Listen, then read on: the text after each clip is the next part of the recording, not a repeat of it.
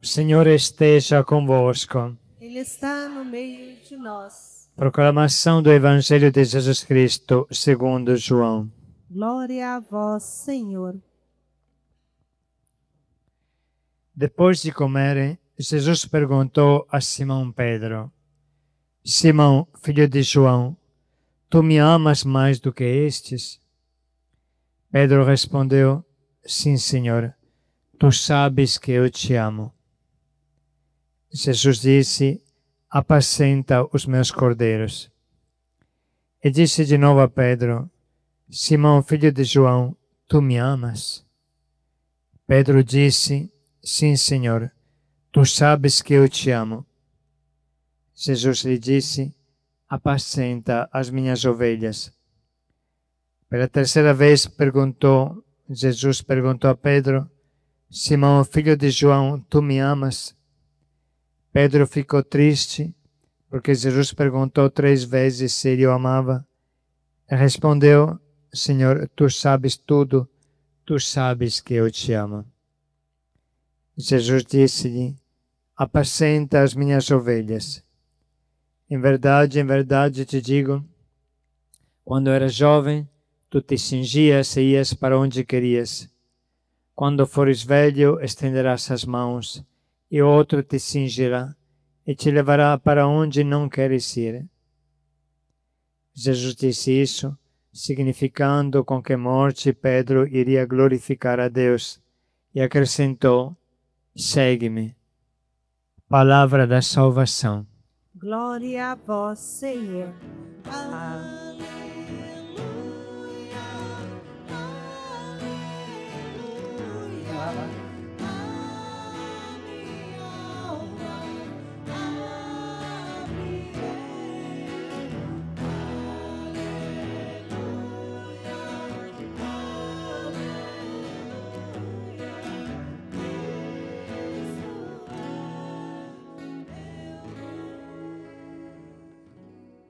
Podemos sentar mais um pouco.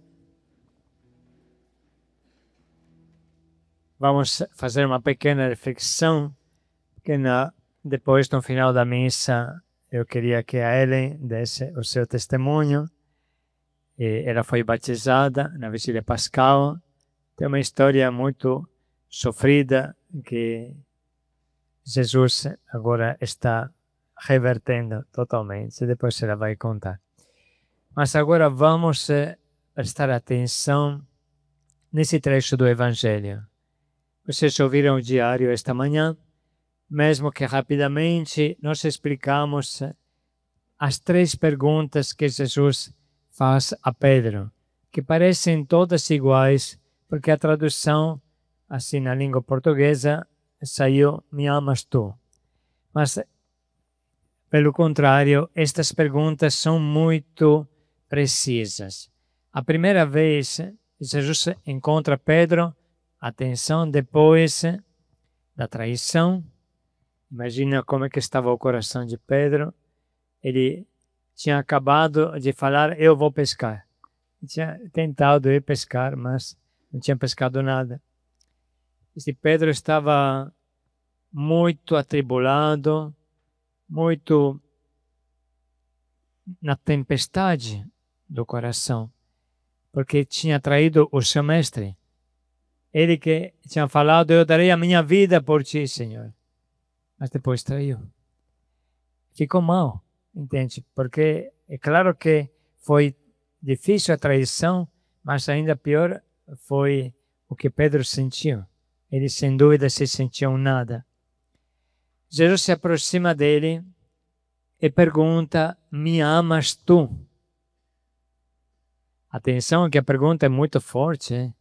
Que Jesus pergunta: me amas com aquele amor que eu te ensinei? Com aquele amor que você experimentou comigo durante o tempo da minha vida com vocês, 3 anos? E Pedro, inteligente e sábio e triste, responde assim: eu sou teu amigo. Pedro não tem coragem de falar: eu te amo, Senhor. Ele fala: eu sou teu amigo. Esta é a tradução verdadeira. Por quê? Porque Pedro não sabia onde esconder a sua cara. Pedro não sabia aonde se esconder. Tinha uma vergonha imensa e uma tristeza imensa, uma autoestima. Hoje nós falaríamos lá embaixo, porque ele errou de uma maneira terrível. Então a primeira resposta é: me amas tu? Pedro responde: eu sou teu amigo. Jesus responde: me amas tu mais do que estes? Aí Pedro pensa: como é que eu poderia responder sim? Ele humildemente responde: eu sou teu amigo.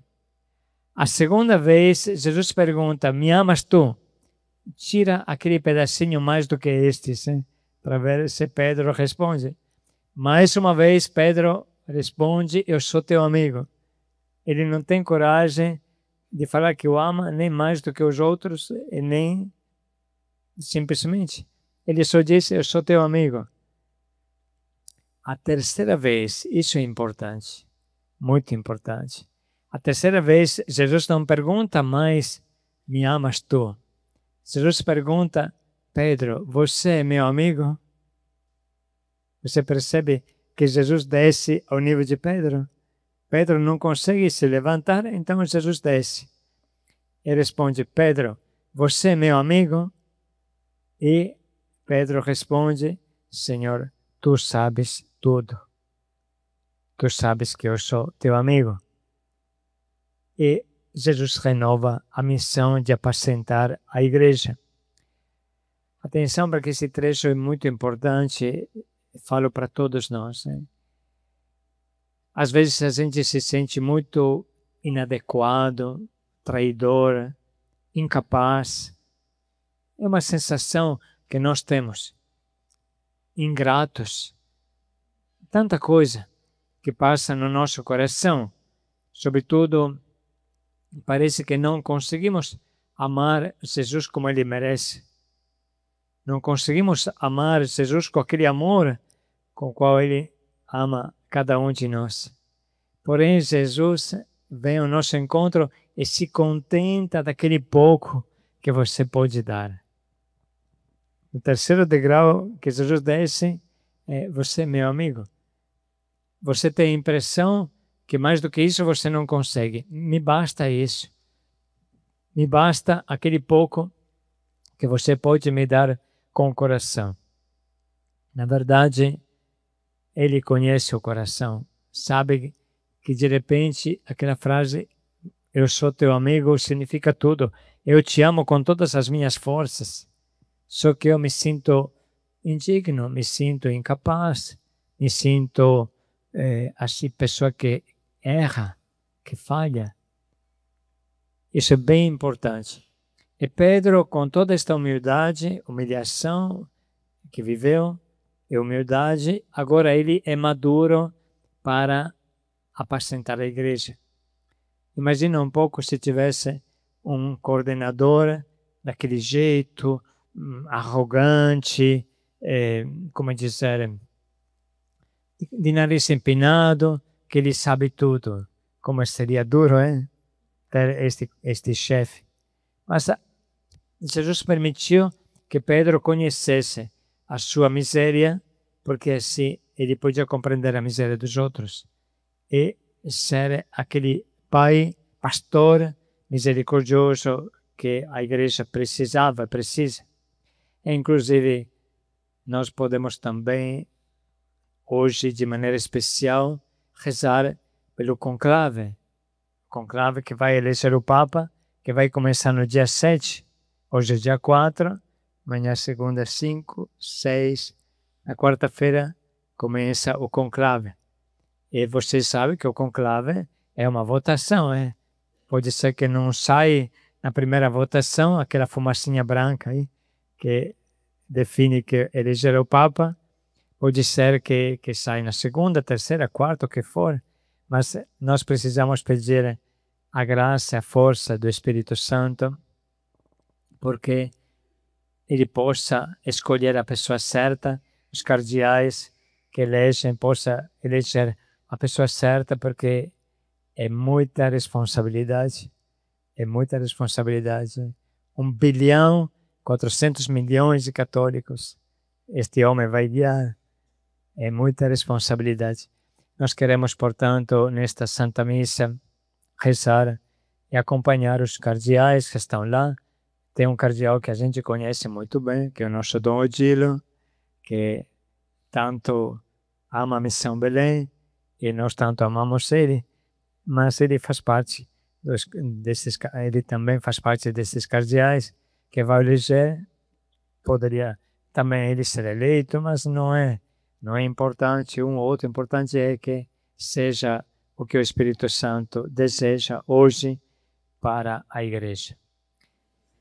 Esse dia especial em que nós percebemos muito grande a misericórdia de Deus.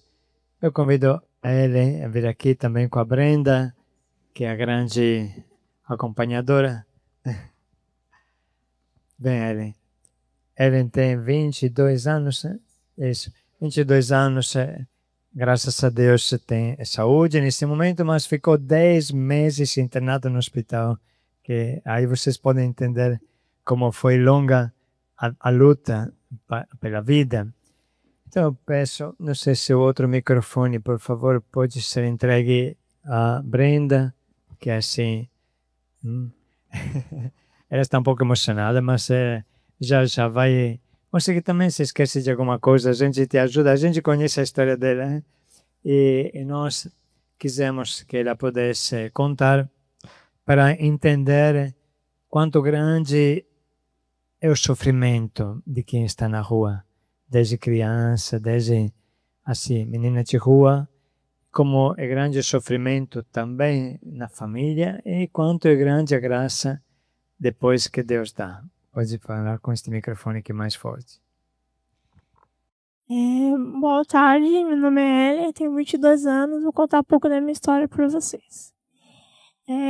Quando eu era mais nova, eu morava com a minha mãe, né? Minha mãe era muito ausente, né? Eu não sabia que ela usava droga nem nada. Até que um dia ela resolveu se mudar de onde nós morávamos e ir para uma favela. Chegando nessa favela, minha mãe começou a desandar, sabe? E eu, quando eu completei 13 anos, eu comecei a fumar um cigarrinho e foi indo, né? Até chegar na droga. Eu comecei a fumar crack. Quando eu comecei a fumar crack, minha mãe estava desandada já, né? Só que ela também estava um pouquinho. Mas ela foi vender o barraco onde nós morávamos e foi embora, né? E deixou eles dentro. A mãe vendeu o barraco com eles dentro. E a mãe foi embora. Aí foi na onde minha irmã teve que sair para arrumar um serviço para poder cuidar de nós, né? Ela conseguiu um emprego no Açaí, começou, e alugou um quarto, né, para ficar com meus irmãos. Só que eu já estava começando, né, fazer besteira, essas coisas assim. Eu falei que não queria ficar com ela, né? Aí eu saí para rua. Nisso que eu saí para rua, aí eu fiquei um tempo, né? Mas só que bem perto de casa. Só que eu fiquei um tempo lá, né, usando droga e tudo. Aí eu engravidei. Nessa que eu engravidei, a minha irmã veio atrás de mim, aí eu voltei para casa com ela. Aí ela me mandou para uma casa da colega dela de igreja, onde essa mulher não estava interessada em mim, sabe? Só interessada em minha filha. Eu acabei deixando minha filha lá, na casa dessa mulher, e saí pra rua, né? Nessa que eu saí pra rua, e eu comi um cara, né? Se envolvi com um cara. Aí ele me deu uma facada e tudo. Aí eu fui e fiquei internada. Só que nisso eu não tinha os contatos de ninguém, eu era de menor, né? Aí foi onde eu consegui ligar pro meu avô. Aí do nada, quando eu menos esperei, apareceu minha irmã e a minha mãe na parte do hospital, conseguiram me tirar de lá. Só que minha irmã falou assim: Ellen, você vai ficar com a mãe ou você vai querer comigo? E eu tava com medo, né? Da minha irmã me deixar internar. Aí eu preferi ficar com a minha mãe, só que nisso minha mãe mentiu, falando que tinha isso, que tinha aquilo na rua, só que era tudo mentira. Chegando lá, ela me deixou num barraco, né, do amigo dela lá, prestes a ser estuprada e tudo, mas só que Deus não permitiu. Outro dia ela veio me buscar. Quando ela veio me buscar, eu passei o dia todo com ela, aí usando droga e tudo. Quando chegou a noite, eu tava com a perna doendo, né, que é por causa da facada que tinha levado. Aí ela foi e me deixou numa outra casa de um colega dela, onde eu quase fui estuprada. Aí é onde eu consegui sair correndo e tudo. Aí passei a noite na rua, né? E a última vez que eu vi elas foi quando elas foram me tirar do hospital. Depois disso eu nunca mais tive notícias, né? Aí eu saí pra rua e fui parar na Cracolândia. Nessa que eu fui parar na Cracolândia eu me larguei. Comecei a usar droga, de tudo, né? Fazia de tudo lá. Aí fiquei doente, bem doente mesmo. Tinha dias que na Cracolândia eu não conseguia nem ficar de pé nem nada lá. De tão ruim que eu tava. Todo dia febre, mas eu nunca descobri o que era, porque eu também não queria, né? Aí o menino chegou em mim e falou assim, tá, por que você não vai pra Missão Belém e tal? Falei, mas o que é isso? Aí eles falaram assim, não, você vai gostar, eles vão cuidar de você e tal e tudo. Aí eu falei assim, se for pra mim sair daqui, eu quero sair daqui com um propósito pra mudar de vida, né? Não adianta eu ir e depois querer sair. Foi lá onde eu falei, se eles aparecer, eu vou assim com eles e vou mudar de vida, né? Aí isso demorou 3 dias, nada. Aí quando eles chegaram, começaram a falar de primeira, eu falei assim, eu vou, mas eu quero dar o último trago, né? Tava andando lá no meio do muvuco lá, quando chegou na metade, assim, eu parei, larguei tudo que eu tava, e joguei lá, falei pros colegas que estavam lá, falei, não vou fazer isso não, e voltei pra trás. Parece que Deus me puxou, daí ele falou, não, você não vai, você vai voltar e vai comigo. Aí eu fui, mas nossa, tava muito ruim mesmo. Chegando aqui na Missão Belém, fiquei um dia, no outro dia eu já fui internada. Fiquei 1 mês internada. Precisa explicar, porque ela fala rápido. Explica as doenças. Ela, com 21 anos, quantas doenças ela tinha? Explica você, Brenda, que fala com o nome claro. Todas essas doenças, que eu nunca vi uma pessoa ter tanta doença com 22 anos. Eu tinha anemia, tuberculose, HIV. Tuberculose nas glândulas. Ok. Tuberculose normalmente é nos pulmões. Ela tinha nas glândulas, tanto que tem ainda algum probleminha. Para curar esta tuberculose leva 1 ano e meio.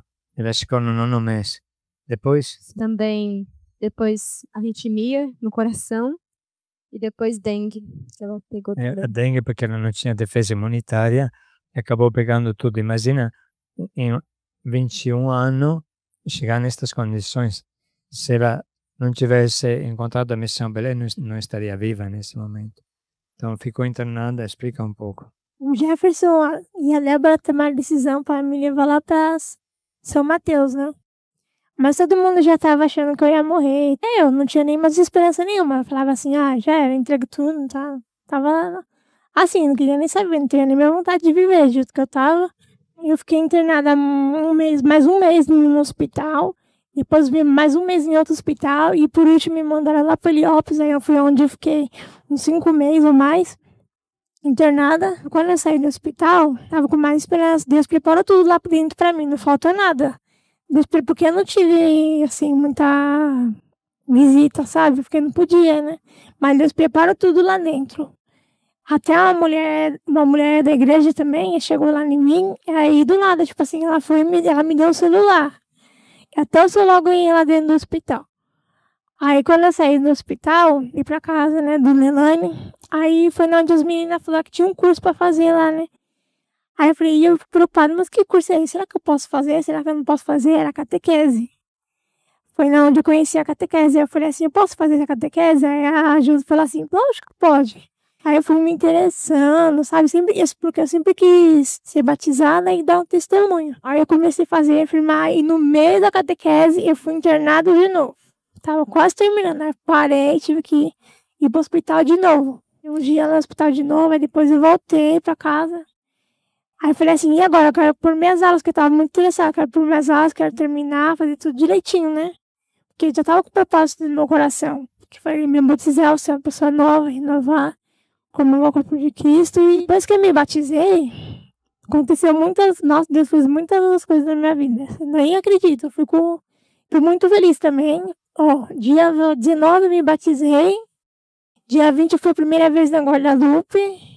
Dia 27 eu dei um testemunho na catedral. E dia 28 eu encontrei minha família. Depois de 5 anos.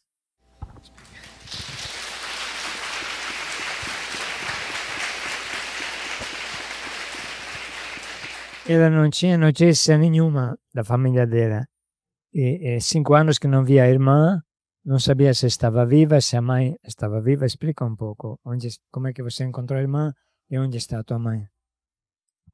Encontrei minha irmã, tava procurando no Facebook, né? A família de outra pessoa no meu celular. Aí tá bom, aí eu encontrei a família da menina e tal. Aí eu falei, ela foi, saiu feliz, ficou pra lá. Aí eu comecei a procurar, né? Edna, nunca aparecia, Edna, nunca aparecia. Aí ela apareceu do nada, eu falei, mentira. Quando eu cliquei nas fotos, comecei a olhar, falei, mentira. Aí deu um grito lá, falei, nossa, encontrei minha irmã. Aí eu mandei uma mensagem pra ela. Oi, tudo bem? Aí ela falou, a minha irmã nem acreditou, né? Porque tinham falado que eu tinha morrido pra ela, né? Aí ela falou assim, se é você mesmo, Camila, manda o áudio. Aí eu fui na chamada de vídeo. Aí ela olhou assim pra mim, eu olhei pra ela, começou a chorar, foi mal feliz. Nossa, muito felicidade, de verdade. E ela nem acreditou, tem uma sobrinha, meus irmãos tá tudo grande, só minha mãe que ainda tá na Calcolândia, mas eu sei que Deus vai trazer ela também junto pra mim, da igreja.